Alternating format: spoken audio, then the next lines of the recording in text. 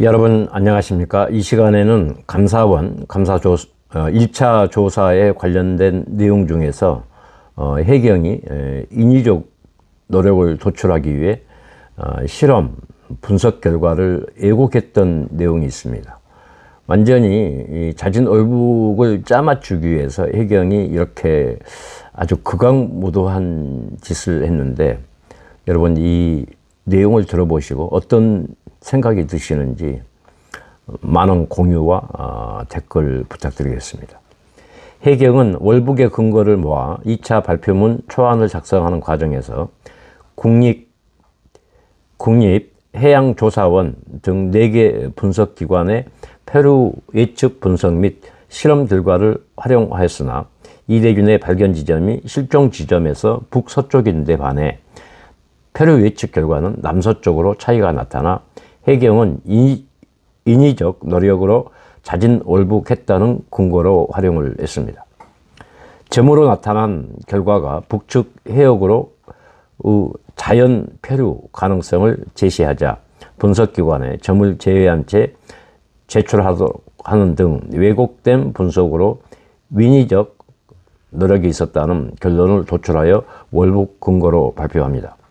참고로 표류 예측 분석 관련 내용은 실종자 확산 범위를 나타내는 점과 평균 이동 경로를 나타내는 선을 모두 사용하여 표류 가능 위치를 예측해야 정확도를 확보할 수 있는데, 분석 결과 실종자 확산 범위를 의미하는 점 가운데 일부가 실종 위치에서 북서쪽 방향이나 NLL 인근의 위치, 이는 이대균의 자연 표류로 북한 해역으로 갈 가능성이 있음을 의미하기 때문에 해경은 이를 제외해달라고 요구합니다.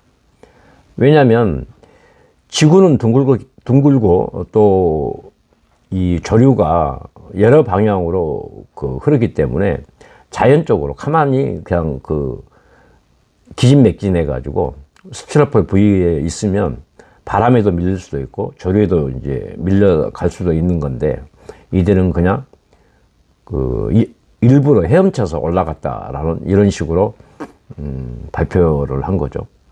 그 외에도 해경은 표류 예측의 신뢰성을 높이고자 더미 실험, 수영 실험 등을 실시하는 과정에서 분석 결과 등을 왜곡, 월북 판단을 강화합니다.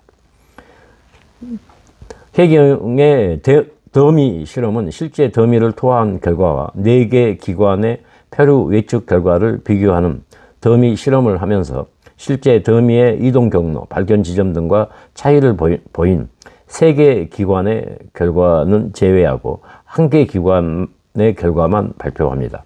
가장 해경에서 유리한 것만 발표를 한 거죠. 이 과정에서 해경은 2020년 11월 6일 이제 제가 요청을 합니다. 더미 표류 실험 시 사용한 4개의 기관의 조류 예측 분석서를 정보 공개 청구하자 사실과 다르게 자료 부존재로 답변을 합니다. 이자들은 이런 식으로 그때 당시 이제 이 부분에 관련해서 내가 신뢰성을 확보하기 위해서 4개 전제한 거 다 내놔라 했는데, 저희들이 시험 다 해놓고 없다고 합니다. 근데 그 실험을 했다고 언론까지 다 발표를 했잖아요. 그럼에도 불구하고 이것을 안 줍니다. 왜? 저는 해상 전문가였지 않습니까? 이자들이 얘기한 거에 관련해서 제대로 내가 반박을 하고 분석을 할 수 있으니까 이것을 안 줘버립니다. 해경의 수영 실험은 실종 지점과 조류 등 환경이 다른 인천 내양에서 1km 정도 수영한 결과를 가지고 17시간을 천천히 수영하면 33km를 갈 수 있다고 답변을 합니다. 이게 완전히 조작을 한 거죠. 근데 이 실험을 한 사람은 건강한 사람 아니었겠습니까? 근데 동생은 그때 당시 살려고 발버둥 치고 거의 기진맥진한 상태였고, 이게 다르다는 거죠. 또 이제 이런 것들이 안 되자 사생활 정보를 공개해 버립니다. 해경은 이대균의 부정적 사생활을 월북의 근거로 활용하고자 범죄 심리 전문가에게 이대균에게 대한 부정적 정보만을 제공하며 전화로 자문을 요청한 결과 7명 중 2명만 월북 가능성을 언급하여 신빙성이 낮은데도 여러 전문가의 의견을 짜깁게 하여 이대준이 정신적 공황 상태에서 현실 도피를 위해 월북한 것으로 판단된다라고 결론 내리고 이를 10월 22일 국회 설명 자료와 3차 발표문으로 국회와 언론에 발표를 합니다. 3차 발표 다음 날인 10월 23일 해경이 정식 감정을 의뢰하자 전문가들은 사망한 상태에서 감정이 불가능하다고 자문에 응하지 않았습니다. 근데 해경이 발표한 아까 그 2명은 했다고 했지 않습니까? 근데 그 중에 1명은 했다가 다시 번복을 했어요.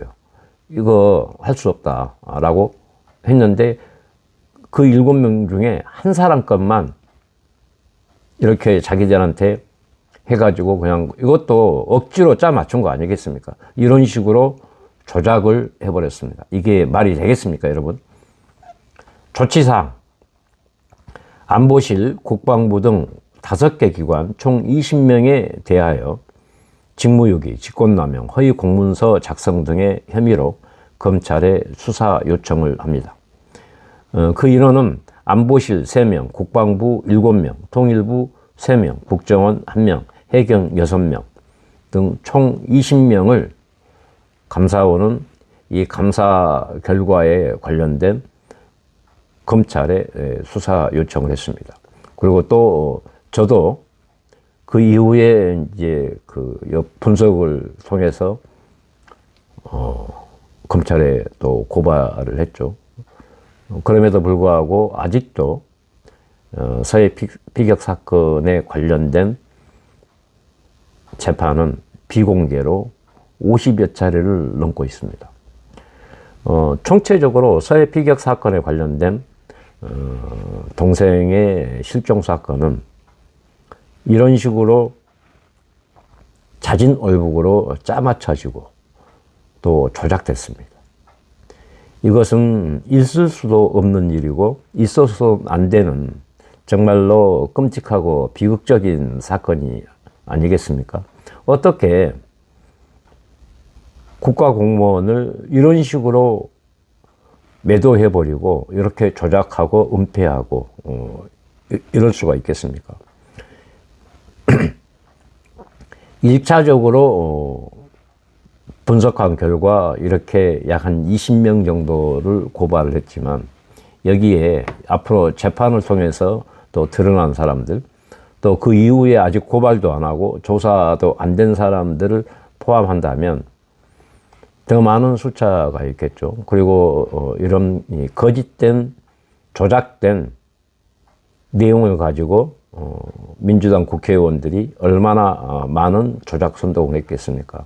그 사람들은 절대적으로 이 범죄 행위에 관해서 빠져나갈 수가 없습니다. 왜? 국회의원은 이런 조작까지 면책 특권을 받을 수가 없습니다. 어떻게 입법부의 국회의원이라는 사람들이 정확하게 분석도 하지 않고 사실 확인도 안 해보고 이자들의 조작된 내용만을 가지고 그런 식으로 선동을 할 수 있겠습니까? 분명히 해경에서 발표한 수사 내용이 문제가 있다고 제가 끊임없이 이 얘기를 했지 않습니까? 그러면 당연히 저한테도 관련된 내용들을 물어봐야 사실관계 확인을 해봐야 되지 않겠습니까? 왜 유가족이 이렇게 울부짖고 얘기를 하는지를 알아봐야 이 자료, 발표 자료와 대비를 해서 이게 진실인지 또 사실 여부 확인을 할 수 있을 거 아니겠습니까? 그런데 이건 자기네들은 저의 얘기는 아예 묵살을 해버리고 해경의 이 거짓된 일방적인 자료 또 국방부의 일방적인 자료만을 가지고 이렇게 조작 선동을 했기 때문에 민주당은 확실한 범죄를 저질렀다라고 저는 판단을 합니다. 그래서 민주당 전체는 범죄 집단이라고 저는 생각을 하고 또 이자들에 관련해서 앞으로 고소 고발을 진행할 생각입니다. 이게 지금 감사원에서 1차 조사를 했던 전체적인 내용인데 여러분들 이 내용을 들어보시고 어떤 생각이 드시고 또 어떻게 했으면 좋겠는지 많은 의견 댓글로 부탁을 드립니다. 그리고 앞으로 이제 또 2차 조사에 관련된 또 여러 가지 어떤 그 내용들이 있기 때문에 이런 부분까지도 여러분들한테 자세하게 설명을 해드리겠습니다. 시청해 주셔서 감사합니다.